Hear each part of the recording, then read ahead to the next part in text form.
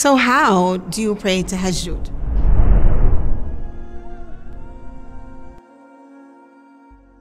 How is it different than any other prayer? Well, first of all, let's talk about timing.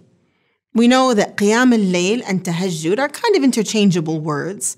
Usually, if you pray it after Isha, so right now we're talking about the time between Salat al-Isha and Salat al-Fajr. This is the nighttime, between the nighttime prayer and the morning prayer. Now, if you pray before you sleep, we usually call this qiyam al-layl. And if you sleep and then wake up, we usually call this tahajjud. How do you pray it? You've prayed Salat al-Isha, you've prayed your sunnah of Isha, and now what?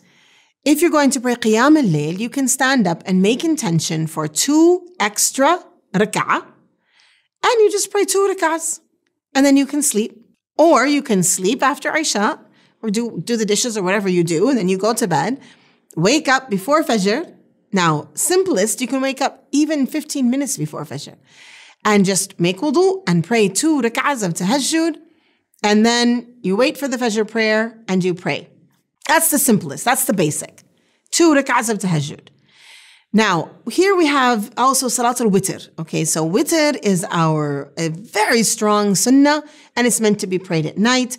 So the next step we can say is we're going to wake up just a tiny bit earlier, pray 2 rak'ahs of sunnat al-tahajjud, and then pray Witr. Depending on if you're praying at which madhab you're praying, you're going to pray all 3 rak'ahs together, or 2 and then 1.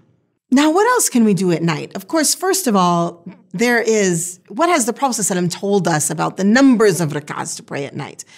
We have many different narrations that talk about the number of rak'ahs. Abdullah ibn Umar radiallahu anhu tells us that the Prophet ﷺ would pray 11 rak'ahs, so that's 8 plus 3, which is the 8 rak'ahs of tahajjud plus 3 of witr, 8 being 2, 2, 2, 2. Now, mind you, the prayer of the Prophet ﷺ was not the prayer of your regular Ahmad or Tala.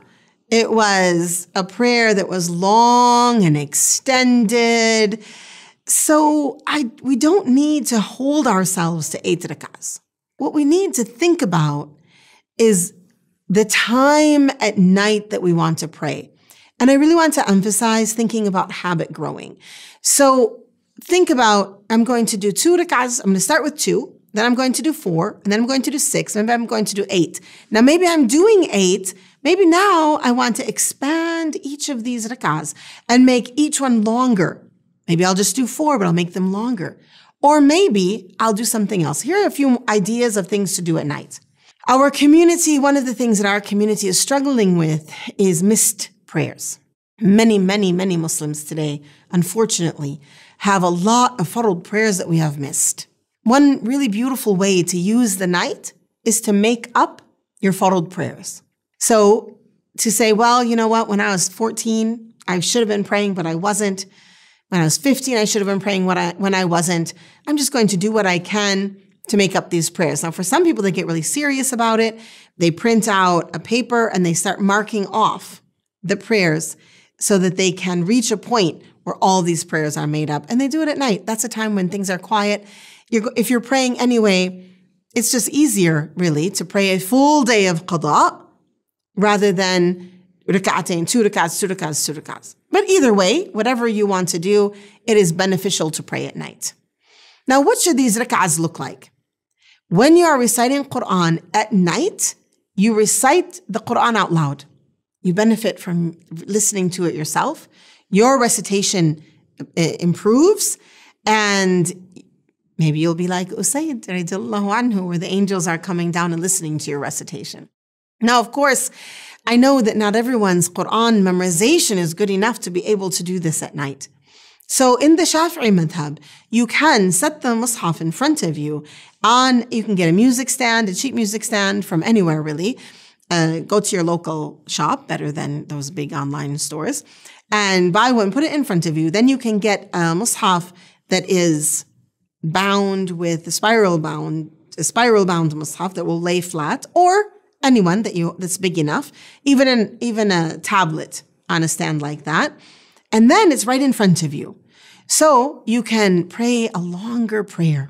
You can pray a whole page or 2 pages in that rak'ah, where you're slowly meditating and thinking about these verses, listening to the verses as they enter into your heart, and spending time. And remember what Hudhayfa radiallahu anhu told us about the prayer of the Prophet ﷺ, that the standing was equal in time to the ruku', was equal in time to the sujood, to the movements of the prayer. Think about that, especially at tahajjud. I know that when we're busy in the day, sometimes our dhuhr prayer might be really quick. Oh, got to run off to that meeting. Or maybe asr, you have to go and cook dinner. Or maybe at maghrib, you have bedtime things going on with the children, or a Zoom meeting or something that's nagging at you. But at night, even WhatsApp stops working. Well, for the most part. Here is a time to have a balanced prayer, to recite, to settle in your ruku', settle in your sujood. And one other really important part of tahajjud is dua. So we talked now about rak'atain, 2 rak'ahs, 2 rak'ahs, 2 rak'ahs, or you can do qada yawm, a day of qada, or you can do any sort of special prayer. So I'm just going to list some special prayers that you might be able to think about. And this is something fun. Make tahajjud interesting for yourself. If you're a person who's not in love with routine, do something different every night.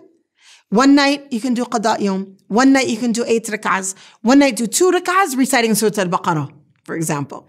One night maybe you can do Salat al-Tasabih. Maybe one night you can do Salat al-Hajjah. If you don't know what these are, you can look them up. You can Google them, alhamdulillah. Or look them up in your fiqh book. The prayer at night is a time to really develop that relationship with Allah subhanahu wa ta'ala. So having new things to do is a good idea, but also take note of the environment. Set up your prayer place. The other day in my own house, I was doing some spring cleaning. It actually was summer cleaning, but some summer cleaning, and I was moving things around, and my daughter wasn't home. She came home and she kind of looked at me with a panicked look. Mama, where's your prayer place? Because I didn't have one out at that moment. I said, don't worry, I'm moving things over here. But get our children used to seeing that there's a place in the house where we settle in our prayer.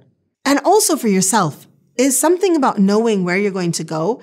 Light a candle, spray some perfume in the area, or incense, whatever it is that you like to bring beautiful smells. Bake some cookies in the middle of the night.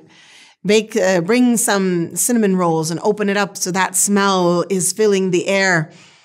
And make it a place of cleanliness. Make sure your prayer clothes are clean.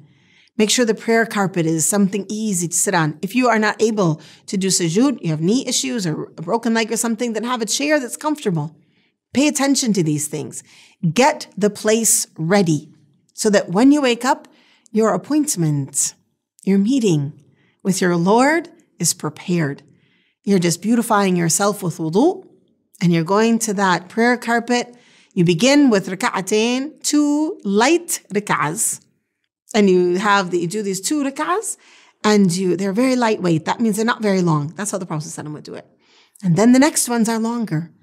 You've warmed up, just like exercise of the heart, exercise of the spirit. You've warmed up, and then you extend that, and then you sit and make dua.